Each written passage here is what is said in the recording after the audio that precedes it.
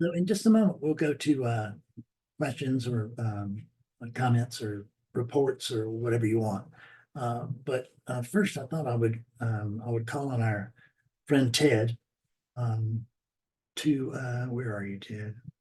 Oh, there you are. There you are. Hey Ted, I thought I'd call on you first to get a report from you, and then perhaps people could um, Sure, any questions or anything would be good.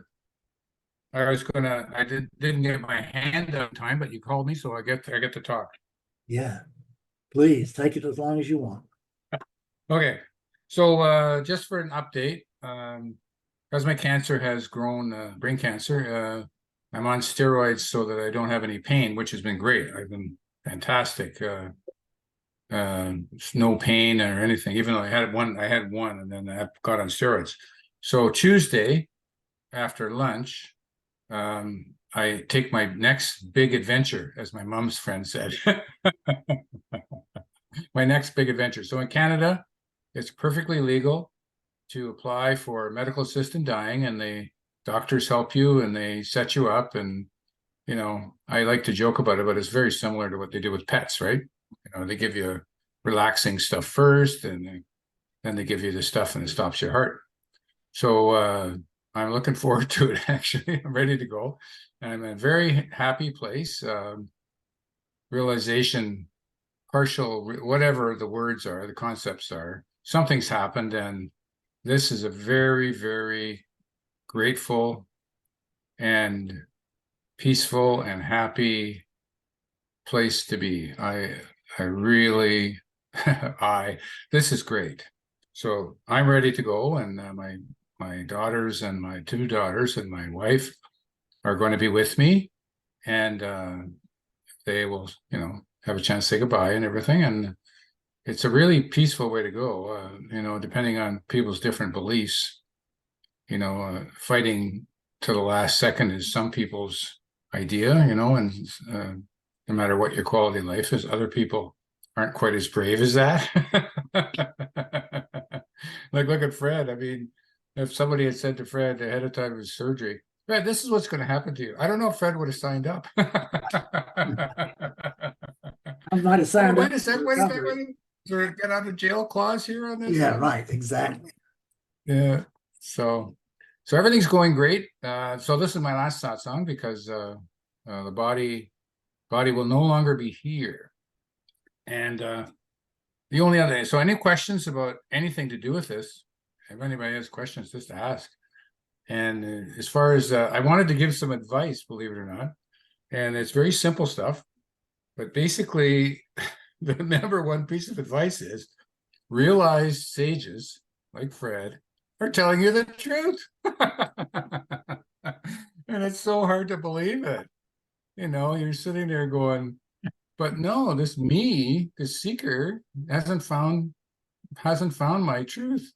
Fred's telling me, you're not the mind body. You're not the body mind. Yeah, I understand that intellectually. Says awakeness. Oh man. So it seems funny, but you know, Fred's mentioned in the past, it's extremely frustrating, because the mind body awakeness, whatever Fred calls awakeness, really some latches on to this me thing. And man, you know, how do you get me to unlatch me? Really difficult stuff. But the other one is, so they're telling you the truth. That's the hard part. And the other one is, don't give up. Doesn't happen. It's God's will, or you source's will, or whatever, destiny. But it happens, at least for this thing, I don't know, happen without, just happens by itself, you know, like life, same as life. And don't give up. It does happen.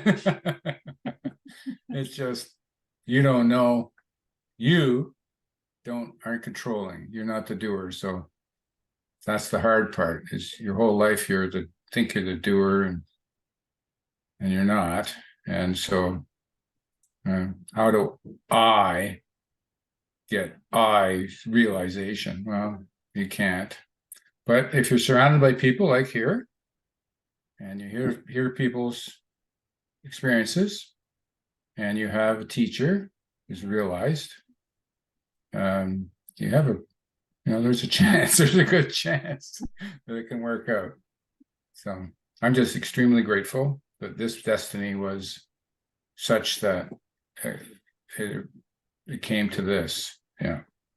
I've had a great life, and I'm in a great place. I'm in a great place. Whatever.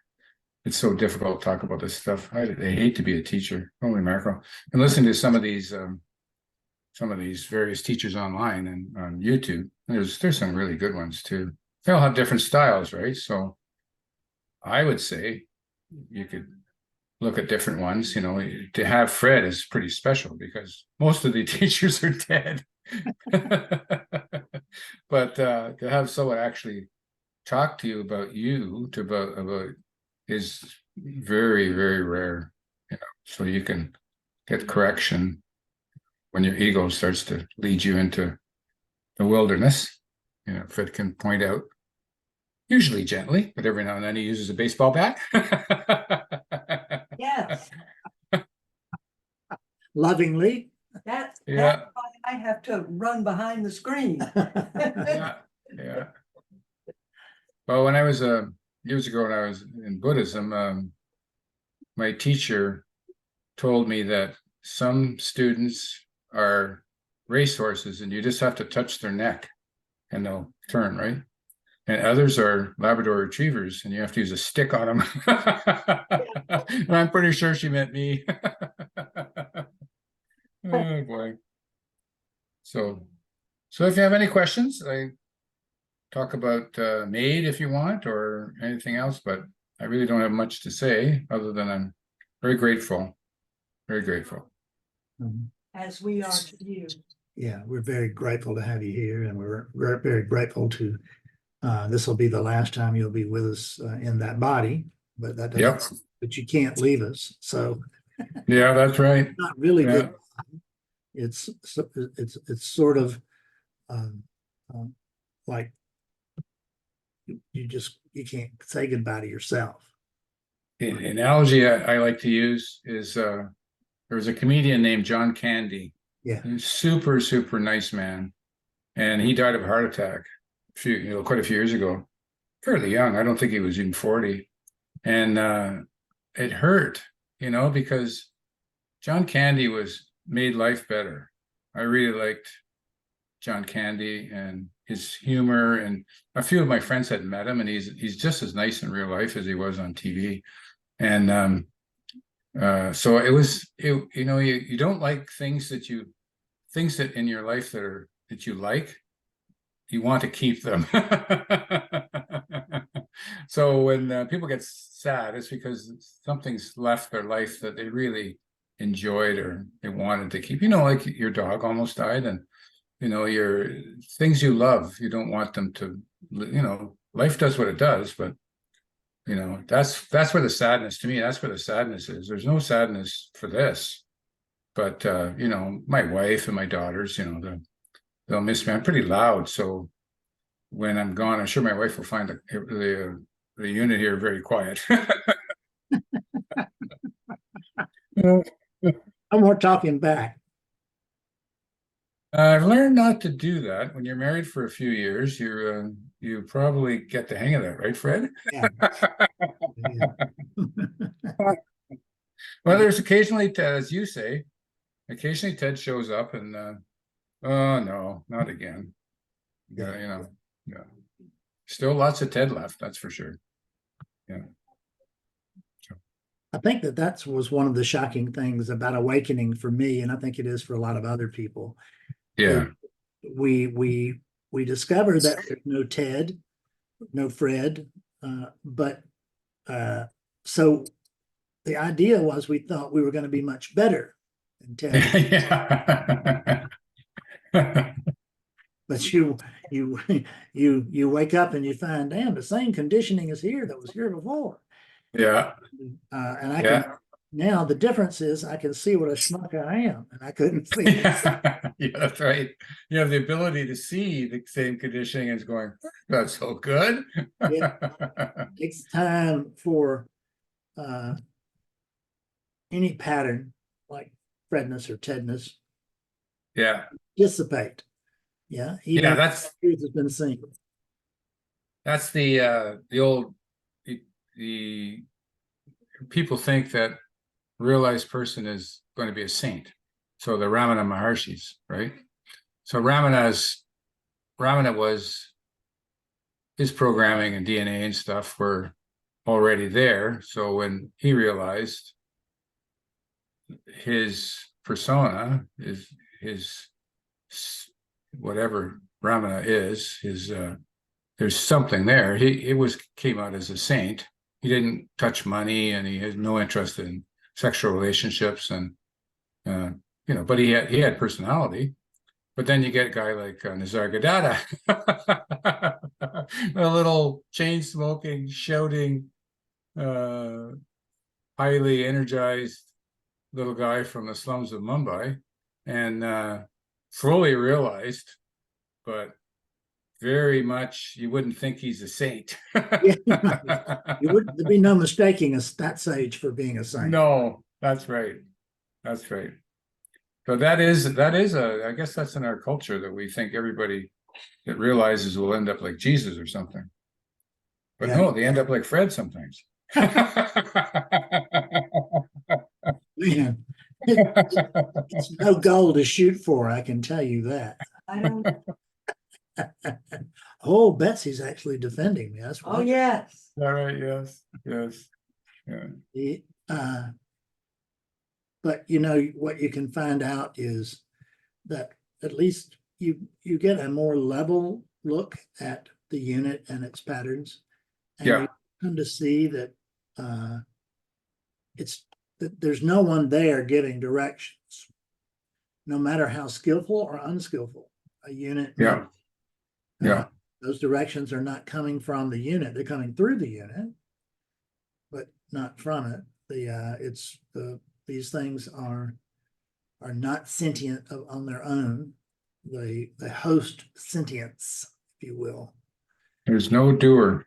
No doer. Yeah, there's no doer. There's That is a really difficult thing. your mind can never really grab that. You just have to grok whatever you can of that, and then just don't question it. Just go with it. Once you see it, once you've seen it yourself, then you don't need to question it anymore. But it doesn't mean that you understand all this, right? I mean, I don't understand all this. I don't know. There are aspects of this that are, I guess you could say, understood or perceived more or less properly. But there's nobody who's got this. There's no such thing as got this.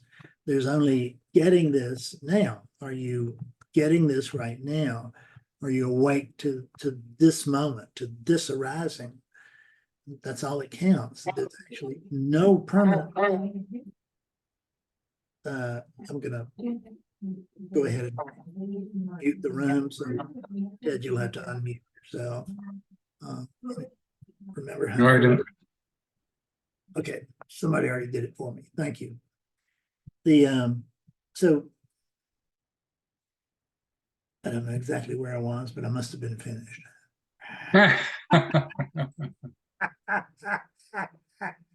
Anyway, that's about all I had to say. So if there's any questions about anything, fine. But I'm just very grateful that I had all of you and Fred and Betsy, and that's destiny. You get what you get. Yeah. And it worked out great. Yeah. It's worked out wonderfully. Yeah. So it looks like thank you very much. Thank you very much. Yeah, no, thank you. Thank you for being here. Thank you for being so kind as to spend these precious minutes with us. And to be forthcoming about what's to come. Yeah. Because I know it helps people. It's helped me. Yeah. Thank you, Ted. Yeah. Much love. Much love for me too. Thank you. And as there's so much courage there, as I know. There's no reason for there not to be courage there, because it's a really easy thing that you're moving into. But it's hard for that to get through, to get through one of these units. These units are kind of panicky. I know mine is, my unit is this over here. The Fredness is an alarmist. Yeah, to me, it's this unit, that where this unit is, it's like looking forward to this, right? I mean, there's a paper thin barrier or concept, say there's something not quite. This experience is not quite the source. That's for sure. I'd probably be another 10 years, right? Or longer, who knows? But it's close enough that the heat, the love, the intelligence is right there. So it's a really, really nice feeling, right? So there's absolutely no fear or anything. I don't know if I ever did have a fear. We all have our own destiny and our own karma. And when you go back to your childhood, most of my terrors were my childhood. So this is just wonderful. It kind of doesn't irritate my wife, but she says it's going to be strange when people visit and you're just laughing and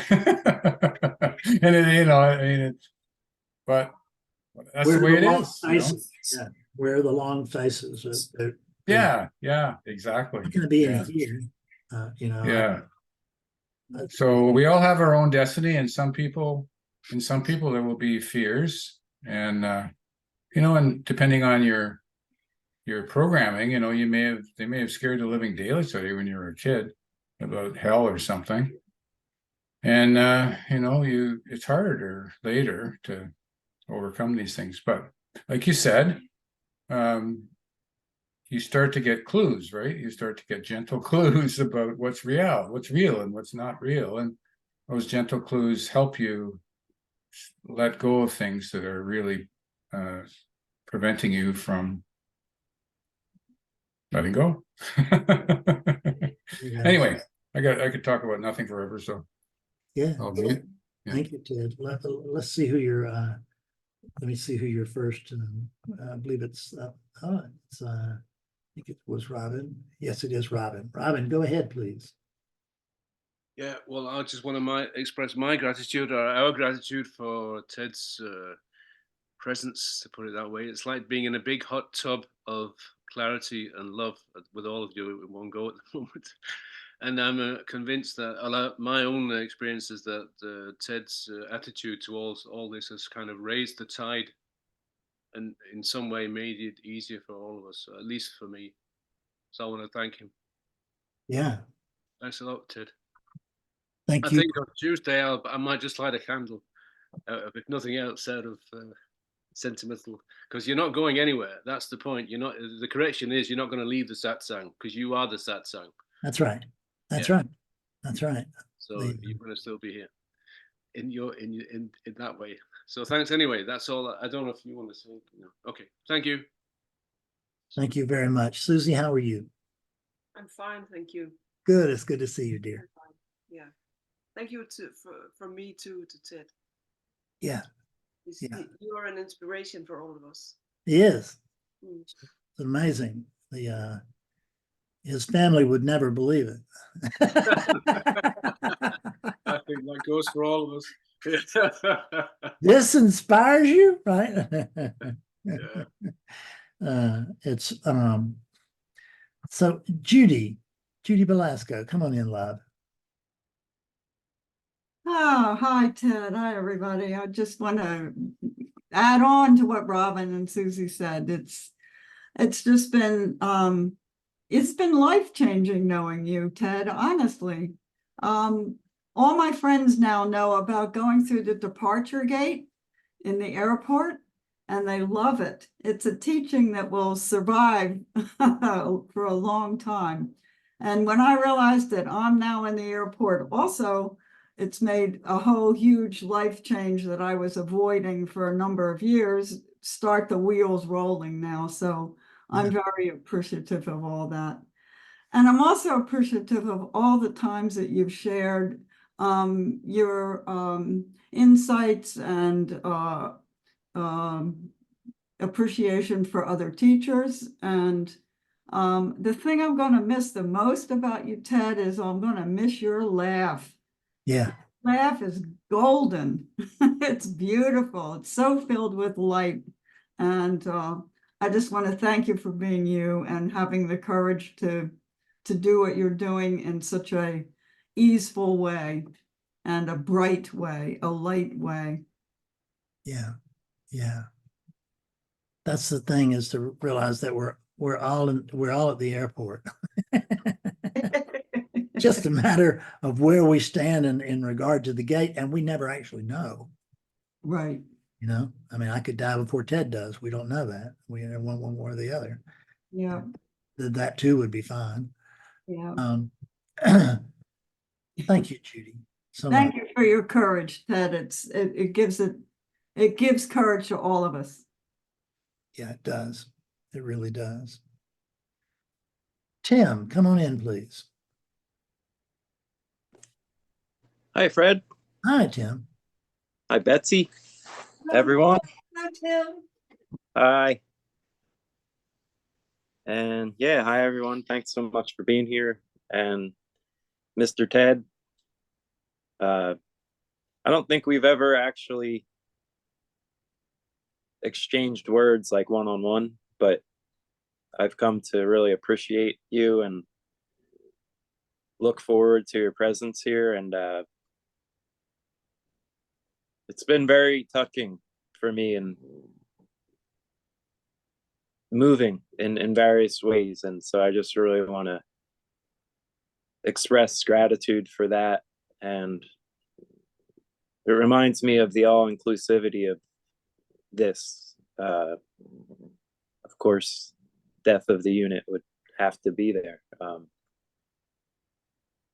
And the way you're embracing that's awesome. And you mentioned the grabbing onto things we love or desire and kind of going through the washing machine trying to hold on to those. And but I thought it was also funny, what I felt behind that was your embracing of letting go, that paradox. Like there's an appreciation for letting go, and that's just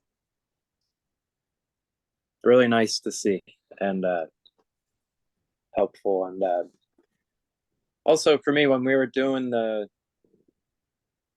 sense of being, I noticed there's a lot more nervousness to speak today. And lately things have been cracking open, it seems. And so whatever ways I used to avoid that social anxiety and nervousness, I think through being kind of heady, wasn't available. And it was very interesting to have and share Ted's last satsang, because and the sense of being wants to include that nervousness. It wants to share about the nervousness, and it doesn't need to identify as a special Tim that doesn't get nervous anymore. That's right. Which is, but it is very challenging here to feel, and starting to open up. But spirituality has this mysterious process has been unfolding despite the conditioning's attempt to escape itself. And so Ted, I wanted to just see if you had any feedback on, because I can really feel you feeling reality, and I just was wondering if you had any feedback or anything you wanted to say around just being open to feel reality. Yeah, I think the satsang gains so much when people share. So in other words, you may not want to talk because of whatever, or you may not think you have much to say, but if you get out there and just give a report, start off with a report of how you're feeling, like you just did, it helps everybody else, because we all have a way of our own reality, which may give pointers to others in the group, which help them. So when you talk about your thing, you think it's not really that interesting or whatever, don't have much to say, and then somebody else goes, "Oh my God, that's exactly how I feel," Yeah. and it helps them. And so the more people share, the more people talk, the better the satsang does, and it helps Fred, because Fred can read you people, read all of us, and he can correct you if you don't say anything, then he can't correct you because you're not talking about what's going on. But it really helps the others, the group, if you talk about your own, even if it's mundane, so I would totally applaud you for sharing. That was really good. That's really helps the group. Yeah. So Thanks a lot for that. Yeah, I have a table lamp beside my chair in the living room, and it has two chain pulls, and each one controls a light bulb. And when you show up for satsang, you're cutting on the first light bulb. But when you speak out in satsang, you're cutting on the other one. So there's just twice as much light. And you leave just with much more. Then it doesn't mean, if you're just an absolutely quiet person and never want to speak, you're welcome here. I don't mean that. I just mean for your own benefit. It really does work for you to come out and come out and play. Thanks, Tim. Well put. Thank you, Ted. Okay, let's see. Might be Annette. Let me see who's next. Yeah, it's Annette. Annette, come in, please, dear. Hi, Fred. Hi, Ted. Hi. I'm so glad I was not able to be here last week. It was a challenge for me. I'll just say in the relative. Yeah. And I always miss it when I can't. And I'm just so glad that you're here, Ted. Because it was a real concern. No, that I missed Ted. I don't know. I knew that you spoke of having your date set for March, and so anyway, I so appreciate your sharing. More so, there's been, more noticing and awareness to your journey and your grokking of all of this as this has come about towards the end for me. I'm fairly new here. And it's had a tremendous impact, I feel, I feel like on the satsang and all together. It's a lot lining up.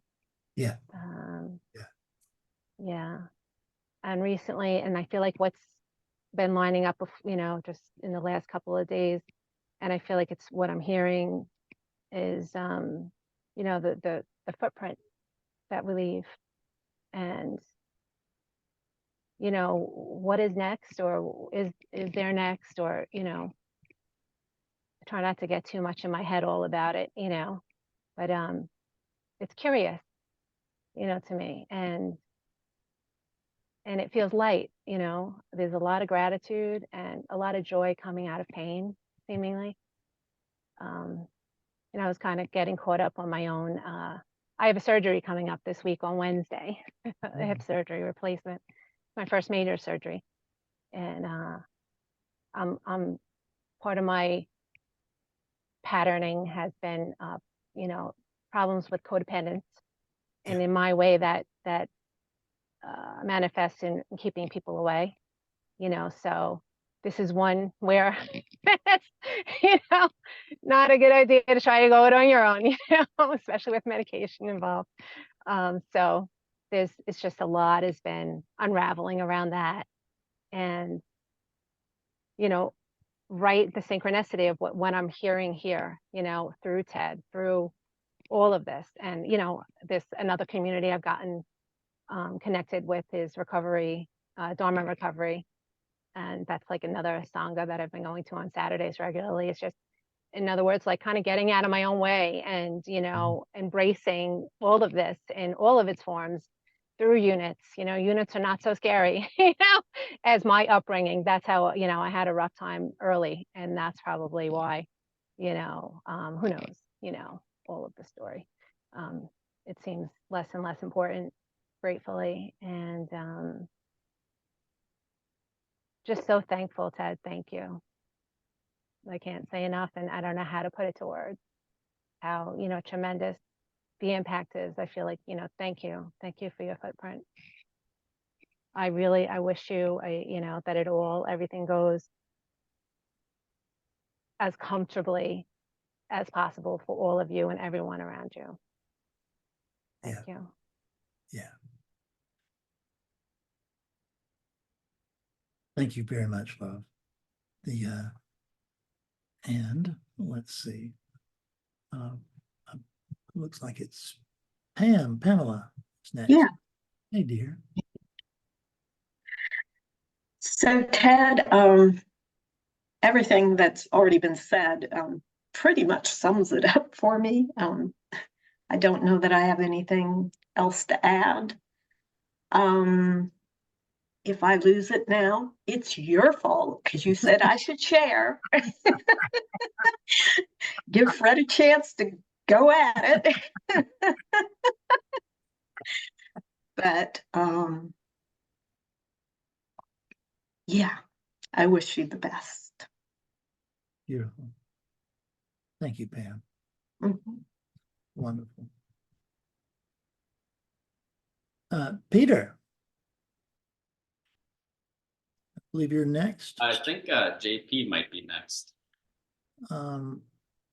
Let's see, maybe so. I'm looking on my list. JP's next. JP is next. JP, good morning or good afternoon, sir. Good evening. It's evening here. Yeah, I missed the first 30 minutes because of the daylight savings thing. Yeah. Anyhow, so I mean, wow. What you said about the lights and what Ted encouraged to do for each of us here is to share. And I've been here for, I don't know, 3-4 years. I remember the first year I was really reluctant to open my mouth, and then it gets easier. But I think a part of Ted's legacy is in the words that he just said, is combined with your analogy with the lamps. So we light the first lamp for the unit or for the sense of being that appears here. And the other light, I think it's for the others. So we don't do it for ourselves. Yeah. So that's very, very important. Each time we share, as Ted said, we do it, I think, for the benefit of all, or for the one, which I guess is pretty much the same All one deal. of us. Yes, exactly. So I think, you know, there's something Ted will be always remembered by is this, that we come here and by facing the reluctance to speak and then overcoming the reluctance and just speaking, like what Tim said, you know, we don't try to be perfect units. That's kind of, you know, that's not the point here. We stumble, and through the stumbling, we share something that's so valuable.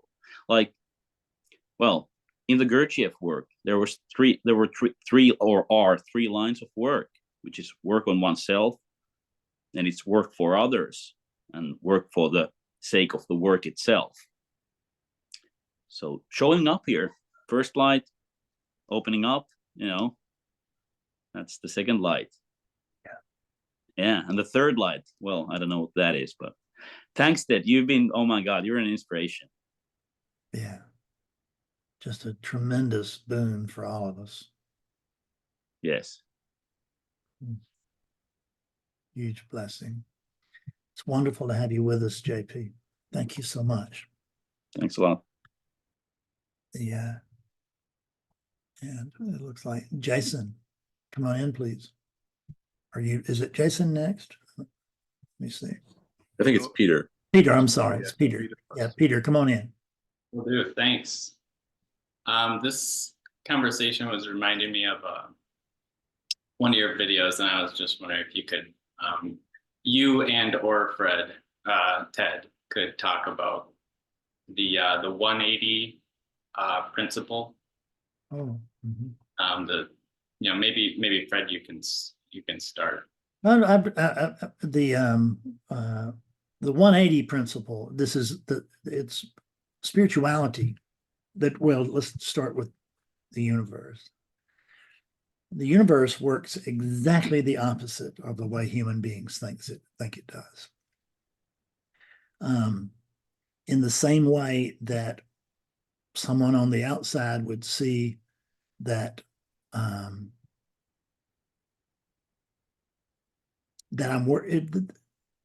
when you're doing work, we're not here. So we're not here to clear up Fred and Peter. We're here to clear out Fred and Peter Ness, which means there's no Peter, there's no Fred, but there are patterns here. They are repetitive and they're addictive, apparently. And they don't get smaller as we go through life as a general rule. They'll just build. So we build up tremendous confidence in an imaginary character. And what we think we're trying to do is we think everybody believes. I mean, I did too. I was coming to non-duality to wake up the Fred unit. I just couldn't wait until Fred woke up, because I thought he was okay then, but you can imagine an enlightened Fred. That would really be cool. But that's not the way it works, is that the one who wants to wake up, or the one who's fearful of waking up, the one who just can't wait to wake up, all of that, none of those people wake up. No individual wakes up. There's no Fred here to wake up. There is Fredness, which are the patterns that you're looking at. This is the way Fredness looks. This is the way Fredness sounds. We call it Fredness because we got to call it something. And I offered up Fred at the beginning for you guys. You have found no objection, and so you continue to call it Fred, which just fine with me. We got to call it something for convenience, right?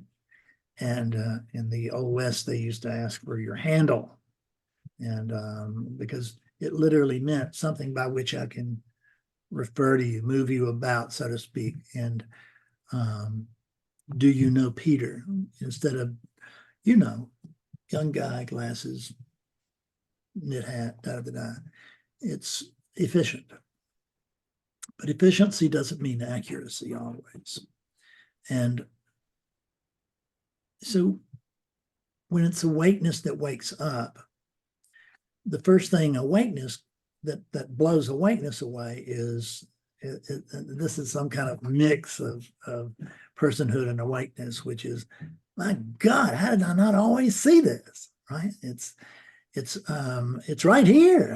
When it's this, and when I say it's this, I mean this. It's this ordinary this, and I kept waiting on the exotic this to show up, and I kept looking for the non-dual experience, never recognizing that when I talked about oneness, that I was including this. This is also part of oneness. I always was looking, Fred was looking for oneness out there. But see, there's oneness, or there's oneness plus Fred. And if there's oneness, there can't be a plus or minus anything, because that would be at least two-ness. So what comes to see oneness is oneness. It's the only thing available to see oneness. But all of this works contrary to what we are, to the way that we interpret what we're taught. And sometimes it works directly against what we are being taught, because not everybody out there is 100% on. There are a lot of good teachers out there. But recognizing that there's no Fred, part of recognizing that there's no Fred, at least in hindsight, is seeing that there's no Fred that could have ever surrendered, which is what I was waiting for. I'm waiting to surrender. When things get right, that's when I'm going to do it. But things never get right for a unit to surrender. So in truth, what this amounts to, and this is a big 180, is that instead of asking Peter to surrender, what I'm suggesting is that awakeness surrender to relativity. This as it is. And you are not that body. You are the same consciousness that's speaking these words. Same consciousness is hearing them. There's not two here. There appear to be two. They're two appearances. They're two units, at least within relativity. But there aren't two things. We're back to that one thing principle. So the idea that I need to go somewhere, that I need to get something in order to become what I need to be, is insane, because you already are that. You know, what is that? I don't know, but that's what you are. And it's, we can't really get our minds around what we're talking about. Therefore, it can't really be spelled out in language. And I'm a language hound, because I think the closer that we come sometimes, the better off we are. But there's no one who can really speak the truth. It's beyond language. It's prior to language. There's no one here who can really know the truth, because this thing is prior to all of that. The truth is just prior to everything. So there's the truth, and then there's everything that's built upon the truth. And that's what we spend all of our attention on, is what's built upon the truth. But it's this stuff, right? Stuff. We are caught up in the world of stuff.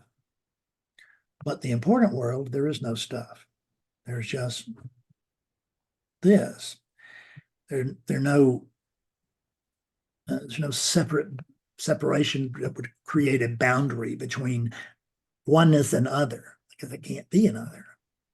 So this is what the 180 means to me, is that it just, the way that I think things work, it's the opposite of that. And every time there's been a large spiritual movement here, it has always been based on that 180 principle, which is, it does what? I mean, this is the way it works? Of course it does. How could I miss this? Because you're not a Fred. That's how you can miss it. You keep expecting Fred to know everything, right? No Fred. Ted, come in and give us your take on the 180. Well, anywhere near. Absolutely, totally agree with you. It's quite humorous, actually. That I don't know. There's all these cartoons. It reminds me of Far Side cartoon where there's a big sign that says "School for the Gifted," and you see this dopey-looking student up at the door, and it says on the door it says "Pull," and he's pushing, right? That seems to be what happened for most of this life. So I don't have a lot to say about what you're talking about, other than I have no disagreement whatsoever. It's just so difficult, We're the dopey student, and the sign clearly says pull, but we don't get it because we think we're the doer. And Yeah, I want to reiterate that the realized teachers aren't lying, even though it sounds like it. It sounds so crazy. Yeah. And don't give up. I think that's the big one. Don't give up. It slowly dissolves. Ted slowly dissolves, and everybody else will too. And then what's underneath is pretty darn nice. Yeah. Pretty nice. Yeah. Yeah. Very nice. That's all I have to say. Yeah. Thanks, Ted. I appreciate that very much. I appreciate your backing me up. Thank you both. You bet. Thank you, Peter. And let's see. Let me just double check. It looks like Jason, come on in. Hi, Fred. Hey, how are you, sir? I'm good. I just also wanted to express my gratitude to Ted. It's been great to hear from him throughout the years, and it's beautiful to see such love and acceptance coming through when facing something like that. So it's very, very much appreciated. And in a completely bizarre event, I just learned a few minutes before satsang started that a friend of mine who also lives in Canada recently found out that he has cancer in his head and neck, and it's in an advanced stage. So they don't know where it's originating from right now, but he's got tests scheduled for next month. So it's kind of thrown me hearing the news. So, Yeah. But yeah, it's interesting how conditioned we are to believe that the death of the body is the worst thing that could possibly happen. So it's nice to see Ted. I have a friend in California. He's been my friend for 50 years. We've not been close all those 50 years, but we were tight 50 years ago, and we're just in good shape at the moment we start talking. Of course, it's one of those types of relationships. And he had cancer this past fall, and during his recovery from cancer, he had a heart attack. Yeah. So it's rare that you get the opportunity to see that a heart attack is a quality problem. Yeah. But in this instance, it can be noticed that that is the truth. And he is doing fine, by the way. He's back to his favorite, which is paddle boarding down in Mexico. Yeah, he's actually in Mexico more than he is in California now. Thank you, Jason. Thank you. And is that, yeah, Glenda. Hey, love.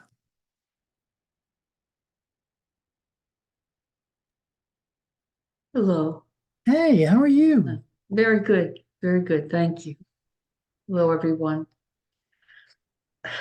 I don't know how this is going to sound, but I had a thought come up. Of course, thank you, Fred, for your candor and openness, sharing something. As Jason says, that the conditioning is to fear the most. But the interesting thought that I had is putting together a video of Ted, this is your living method life. Because I've been here 4 years. I don't know, everybody in the room hasn't been here for that time. So what I'm inspired by, of course, in addition to the passing and how you're doing it, is the dedication and consistency of clearing that was demonstrated by Ted Little This, what we're seeing now, is the fruit of that consistency and that devotion to truth, even when there was just Tedness talking. Yeah, right. And there was Tedness talking for quite a while. So that the testimony to the steadfastness, and what Fred is talking about, just don't give up and stick with it. That's inspiring. That this is a demonstration. He's the living proof of what he's saying. I acknowledge you, honor you, appreciate you for that work. Mhm. Yes, awakeness was very, very consistent in clearing out Tedness. Yeah, And this is the beautiful result, the fruit of it. yeah. So I think we should make that video, get all our clippers together. I'm telling you, and show a video of this is the benefit of clearing Yeah. over apparent time. Yeah. Ted, give your clearance now, please. Well, he's not going to be in any position to resist us. So that's great, and it is amazing when you Betsy and I sometimes just maybe after song or maybe after a session when that she's overheard or one of the group clearing sessions or something, and she'll say, you know, how about that Ted? Right? yes, Can you believe it? I mean, it will. yes. No, It didn't look like it was going to happen for a while. It's like they say in AA. I mean, don't leave right before the miracle happens. Yes. Yeah. And every step looks like just another step, but one of them ends up being the last step, the one to the landing. And you know, so it's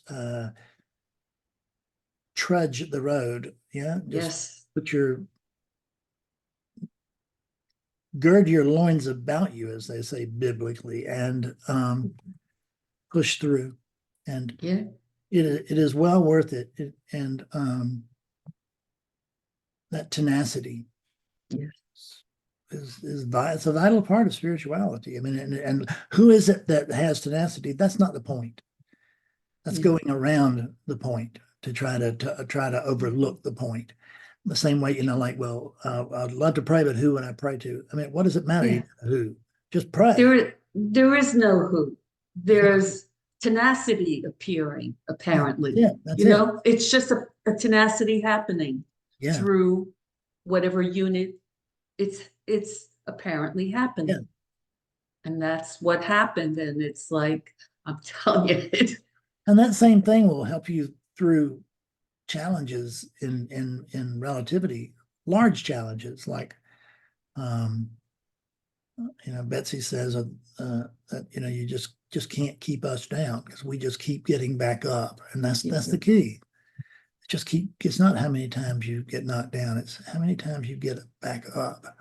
That's what makes the day, and it has certainly made a huge difference in the experience of this traumatizing period. Right? And all of us, like you, have had as much pain as we could enjoy. And and the tenacity to just not even question it, just keep going. You don't have to stop every once in a while and go, is this really worth it? Is it really worth it? I mean, you don't even think like that. You just never. ahead. You just push ahead. Thank you, dear. Thank you. Thank you, Ted. Nikki Pete, come in, love. I think John Somerville was ahead of me. Oh, let me see. And Malayawa. Mayala. Your name was on the screen, and that's what I was seeing. Oh, okay. I just came back on. I was on earlier, went off, came back on. So Okay, so John, come on in, John Somerville, and we'll get back to Nikki. Okay. I just want to thank you, Ted, for the encouragement to step up and speak in these meetings sometimes, because I've been kind of a wallflower most of the time, and I will take your encouragement to heart, and we'll try to speak more in these meetings. Thank you very much. That's Great. Yeah. You guys were talking about the 180, and when I came on here, I was thinking about that line, I and the Father are one, which is when we go, there is no separation, which is kind of what you were both talking about. So, which is thank actually you. where we start out. Yeah. We go nowhere, but mentally there's a journey and an overcoming of obstacles and all of this. But in fact, we're already home, and there's nowhere else to go. That's right. Thank you, Ted. I'm going to try to say a little more. Thank you, John. I'm glad to hear from you. Mayawa, come on in.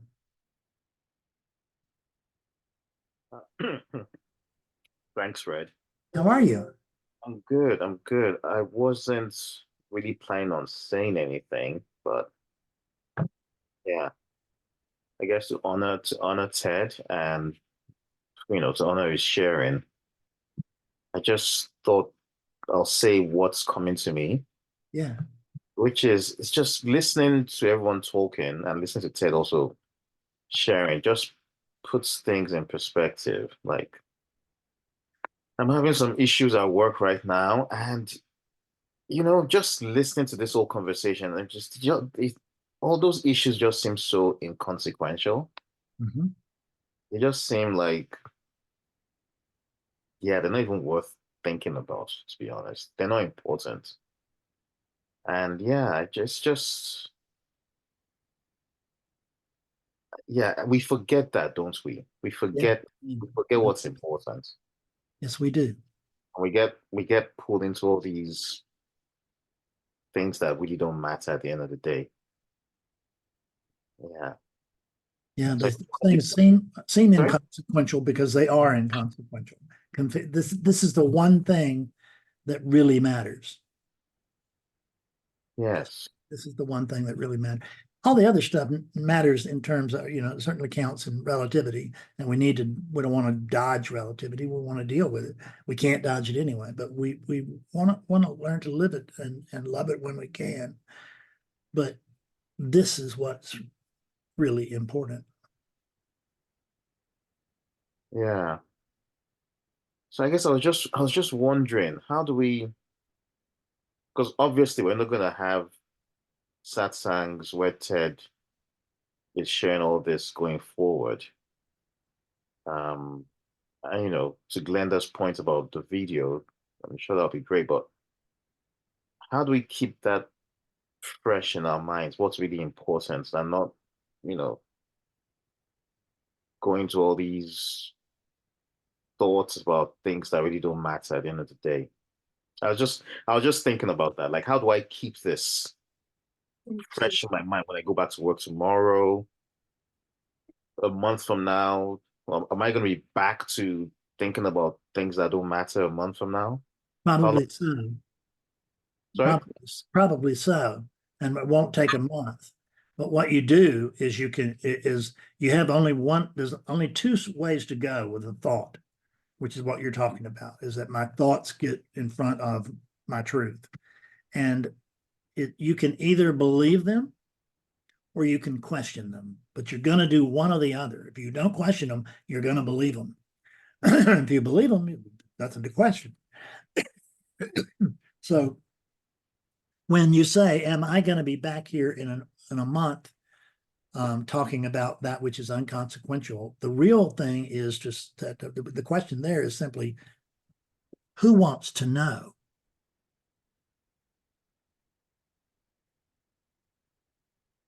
So in a sense, then, could we then say that what TED has helped us do by being so open is to make us question things and then kind of kick us out of that? Well, we could certainly question that whether we're the body or not when we've got somebody who's seen that he's the body, but and he's that's fixing to become a more literal statement. But you know, when you get there and there's no fear of leaving the body because you're not in it to begin with. You know, it's not when the body dies, it doesn't affect you. You know, it only affects the you know, if I die, it's not going to affect me. It's going to affect Betsy. I'll be gone. I can't be affected. There'll be that avenue will be closed, which is just fine. It doesn't. No avenue lasts forever. The thing is, we have to get we have to, through inquiry, constant inquiry, or you know, until it's not. But there's still constant inquiry here. I just don't have to do it anymore. It's just the background from which this existence arises, which is that, you know, if this one says something like, oh, that's just wrong, there is somebody inside. There's something inside that's going, is that true? And I'm answering, no. And they're saying, okay, well, then you can go ahead and say it. That I can use language without believing it. And that's what we have to do. Problem is we use language and we believe the language, which is that I'm not happy. Well, which I is that? And you produce the I. You're scheduled for an awakening session, is that right? No. No, you're not. Okay. I was going to say that would be helpful. Skillful means. Okay, skillful means. Okay, that will be helpful. Yeah, that will be very helpful for you. So Ted, thank you then in that spirit. Thank you for helping us, making us question more. Yes, good luck with everything and wish you the best. And we'll send more information on skillful means. Okay, yeah, well, Betsy will send you some information. Okay, which may be helpful and is pretty well guaranteed not to be hurtful. Yeah. Thank you so much for being here. Thank you. Thanks so much for joining us and bringing your special presence to join ours. Yes. Yeah. Everybody's presence is so appreciated, and it's just like DNA. None of them are the same. It's the same presence, but it's being represented in many, many different ways. It's one consciousness, but Betsy and I don't look alike. Ted and I don't look alike. And when I say I, I'm now referring to the body, which I'm usually not. And but there's not we're talking about oneness. We're not talking about sameness. So there's just one thing, but going on, but it is appearing in endless manners. Endless. Thank you. Nikki, let me check. Yes, Okay. thanks. Well, I wrote you a message, Ted, saying just looking at your beautiful, calm, smiling, radiant face is an inspiration. And so I just decided to write that instead of say it. But then several people have brought up, you know, Jason saying he just found out about his friend's brain tumor and so on. An hour before this started, I learned that I've been keeping up with my daughter's young friend who's 44 and just was taken off life support this morning. She had glioblastoma and found out last January. So just hordes of people cared about this woman. She was so vibrant, teacher, had 2 children after trying for a long time, and they are 5 and 2, and she wanted to live more than anything and was determined to, you know, beat this thing and yeah, so on. And some people may say that because she was taken off life support today, that she lost that fight. But I'm just noticing how beautiful everything about how everyone responded to her and her family has been, her friends, you know, showing up for her, going on vacations with her so they could take care of the children and so she and her husband could be together. You know, the way she wrote about her life. She sold t-shirts as a fundraiser that says, "I can do hard things" on them. And that's what I told my daughter too. All of her friends have done hard things. I mean, feeding her baby, you know, as my daughter did on one occasion when she's knowing that his mom's not going to be there, probably. It was all hard for a relative being, you know. But you know, I'm reminded of the Rumi saying, let the beauty you love be what you do. And everything everybody did in this situation, all her friends from college, and it was beautiful. And there's nothing to, you know, it seems like dying young is unfair, but whenever you die, it's like there's got to be some beauty in it. And you know, like when my sister died young at 50, it was like she couldn't believe how many people cared about her. She hadn't known before, you know, that just came out. So I just wanted to say that, and we're lucky to have Ted, and just love for you, Ted, and thanks for being here and opening us up. And you know, I felt very sad for another Nikki, that was who died, and the young woman Nikki. But on the other hand, very grateful, you know, that she was alive, that she showed us how to get through something hard, and she was my daughter's friend, and my daughter was a very good friend to her, and so were her other friends. So that's just how important it is to open up your life as Ted's done and how Nikki did for all us humans who are still fumbling around. Yeah, So that's all I want to say. that's great. Thank you, Nikki. We have an open mic. Who has a question or a report or comment?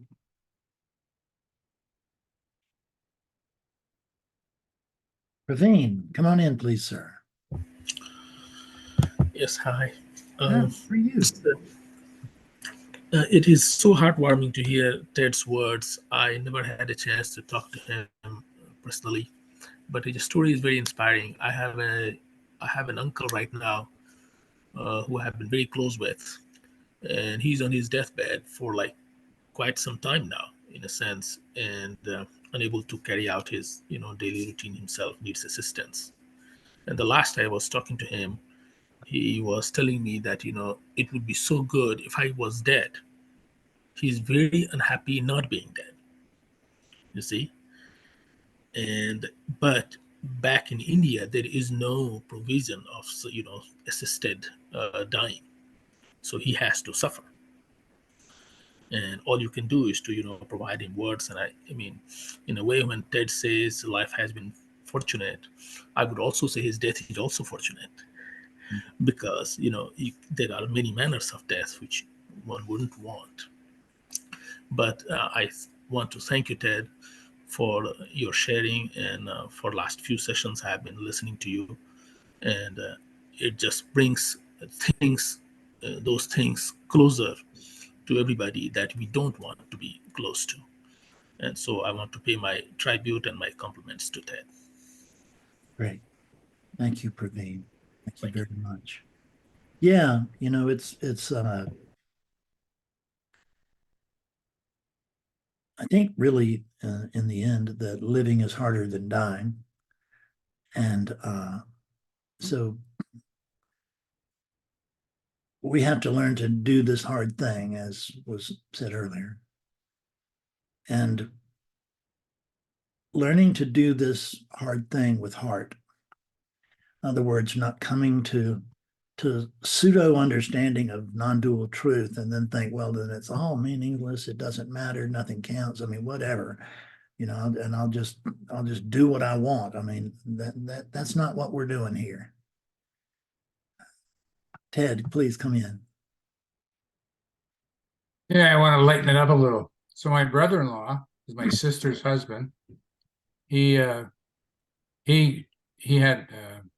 prostate cancer and advanced, and they did an experimental thing on him, and he lived for 5 or 6 years.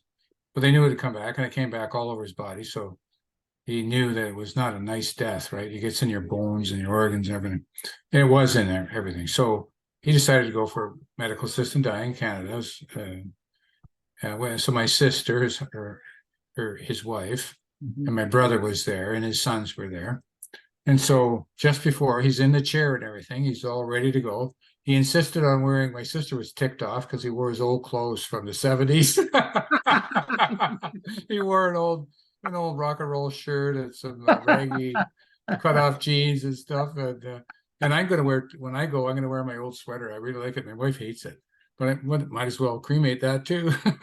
Might as well go with you. Yes. Well, anyway, so when he's in the chair, right, and my brother, so his brother-in-law, my brother comes up to him and says, "Hey, Paul," he says, "can I borrow $500? I'll pay you back tomorrow." Everybody laughed, including Paul, except for my sister. So that's a little lighthearted note, you know. It's all destiny. It goes where it goes, and sometimes it's very sad, and sometimes it isn't. And we all have our patterns. So some of us want to live to the last second, and there's nothing wrong with that. And some of us are not really into that. They'd rather quality of life, and they'd, if the quality of life looking bad, so. And like Praveen says, most of the world doesn't allow this. And what's happened in the past is the medical professionals have been stuck with it. There's a person suffering like crazy, and they just keep increasing the dose of usually opioids, and the person ODs on opioids, right? That's how it used to happen forever. The poor doctors and nurses are watching this person suffer, sometimes horribly. There's some diseases that are just horrific, like ALS, Lou Gehrig's disease, terrible death.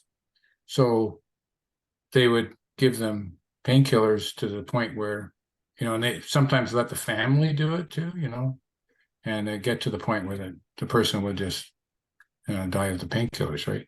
So that was the workaround they used to use if they were, so they could get in trouble for that. You could actually get charged with murder.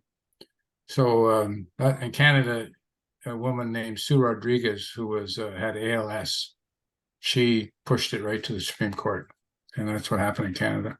I'm sure it'll go around the world eventually, but it's sure is a nice thing to have in your back pocket. You don't have to use it. Nobody's forcing you to do it. So anyway, I wanted to put a light note on it. Don't try and borrow $500 from me right before. Ted, let's have another awakening session in about a week. You can go ahead and send your money now. Send your money now. Yeah, you're all booked in. Yeah. You can give us one. Yeah. How long are you going today, Fred? 2:30? We just got about 5 minutes. Right, good. Yeah. The 90-minute things are a lot easier on this unit, I'll tell you that. They really are. I can enjoy the entire thing instead of yeah. I think it works for us too. There's usually not a lot of questions in the last half hour. But there is in the last 5 minutes usually. Right? So that we end up running long, which is fine. It goes as it goes until it doesn't. And Annette, please come in, dear. Okay, so I just had a last request, so to speak. if Ted, Fred could illuminate the idea of making better the enemy of best. Well, Ted, you wanted to go there? I'm happy to go there, but I'd like to Oh, hear. I'll try. I don't really grasp at this point. I don't grasp like what Ramesh Balkasar, another sage, would say is that you don't, as Fred's told you, you don't wake up. Waking up is an event, or I shouldn't say waking up. Realization is an event, or not even an event. Realization is a process, I guess, but it's not under your control. You're not the doer. So that's the really frustrating part. You know, Glenda was talking about working towards clarity or something. I don't really see it that way so much. It's destiny. It's destiny. I mean, my destiny was to be a seeker from a very small child. I didn't know I was a seeker, but life didn't make any sense to me. It was a crazy, crazy thing. And so seeking happiness is what I sought. I didn't know anything about enlightenment or anything. I wanted to be happy. So happiness is a realization, according to Ramesh. And I might have to agree with him. So for everybody out there, the hard part is you, who you think you are, which is all you know, your mind, your ego, that's who you are, you think, can't attain anything. So it's kind of frustrating that it's up to your destiny. It's up, Fred's pointed out, as things clear up a little, you start seeing negative patterns and you can act on these. You see the patterns, oh, I'm going to stop doing that. And that helps in the manifestation, clearing the mind, the mind gets less tortured, which helps bring clarity, I guess. And so, but it's like melting an ice cube instead of a lightning bolt, it's just, it's not under your control. So that's what I would try. So I'm not sure what this enemy of better. The enemy of better and best is often has to do with the ego, right? If you're doer, the doer that you aren't. You're not a doer, but you think you are. So you're trying to do, so do you do your best and go too far or not too best? And still doing, it's still the mind. It's I don't know how the teachers talk about this. It's so confusing. It's like, how do you talk about this? You say the word I, and it can be this and that. I don't know. So I don't have any advice other than I wish you all the best destiny. Yeah. The best. I wish you a pleasant destiny. That's good. So I think that one example of making better the enemy of best is starkly realized when we accept the fact that a unsettled awakening, in other words, something that is not where you're coming in and out, what we would call the oscillation, where I'm clear and now I'm not, I'm clear and now I'm not. There's that feeling. It's not true, but but that's the feeling of it. Is we have to recognize that oscillation, as we call it, is the highest quality problem that anybody can have, right? Because it means that part of the time you are there, you're here. That's a better way to put it.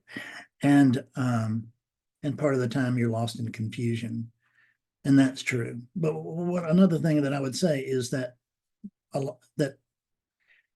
the appearance of spiritual progress and the fact that we were talking about that with Glenda was talking about it earlier, right? And I saw it in Glenda, and I've seen it in all of you, and to one degree or another. And where I'm talking to a unit, and then it becomes I'm talking to myself. And but all that spiritual progress, even though we can see in the end that there's no such thing, it is the appearance and the experience. And the experience of clearing is, although the symptom of clearing is I've just got to get over there. I've just got to get, Fred, I should be clearer than this. And, but the truth of clearing is that just claim, just be very grateful for whatever progress you make. If you are seeing, if you're having insights, you're not even really getting glimpses, but you're getting insights as to what's true. I had so many, and which were basic understandings of the way that the world worked. That's good, and you don't want to make that the enemy of full enlightenment. I mean, that's what you don't want to make the full enlightenment the enemy of anything.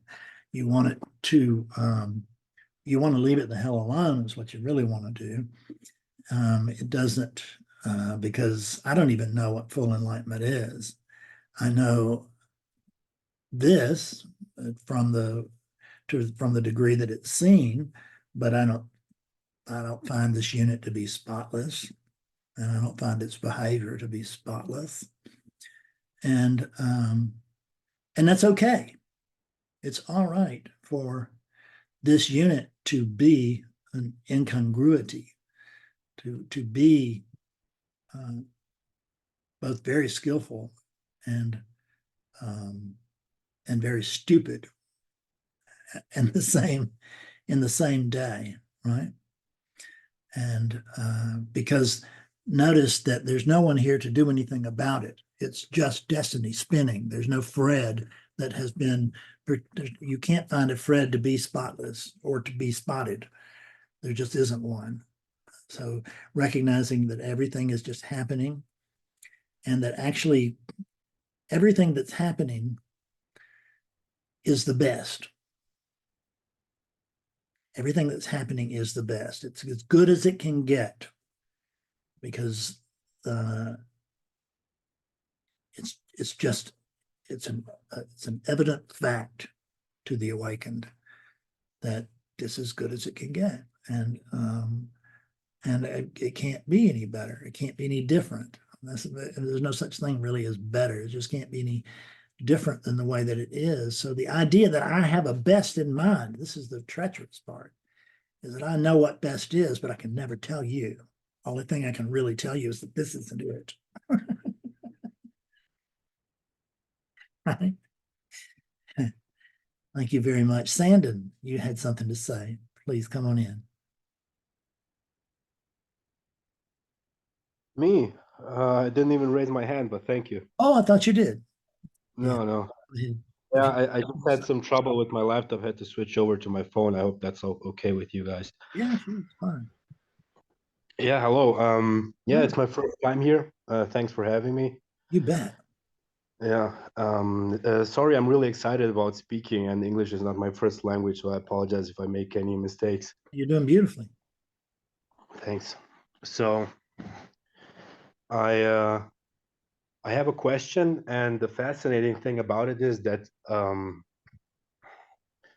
just hearing Ted speak kind of already answered my question, but if you're all okay with that, I would like to ask it anyway. Yeah. So, is this for Ted or for me?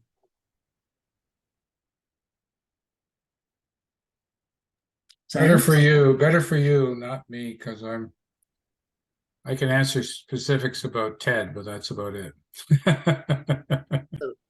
Sandon, are you still there? I think he disappeared.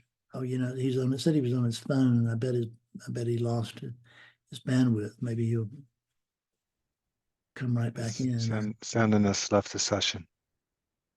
What now? Sandon has left the session, so he's not in it anymore. Okay, well, I guess we know what his destiny is today. Pretty evident. So thank you all for being here. I love you so much, and have a good week. Ted, enjoy it as much as you can. I confess to being a little bit jealous, and but not overly so. But I love you and I wish you well. And I hope to see most of you, or not all of you, next week. And the Ted that I know is already in, that's a projection. The Ted that I know is a projection in my head and my heart. So I'm not going to be bereft of Ted. I won't have his humor to enjoy conversing with and all that, or his wisdom.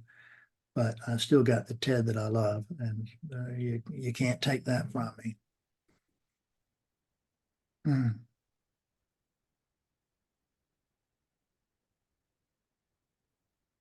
I'm now going to go ahead and I'll leave the meeting and you guys go as you will. Thank you, Dennis.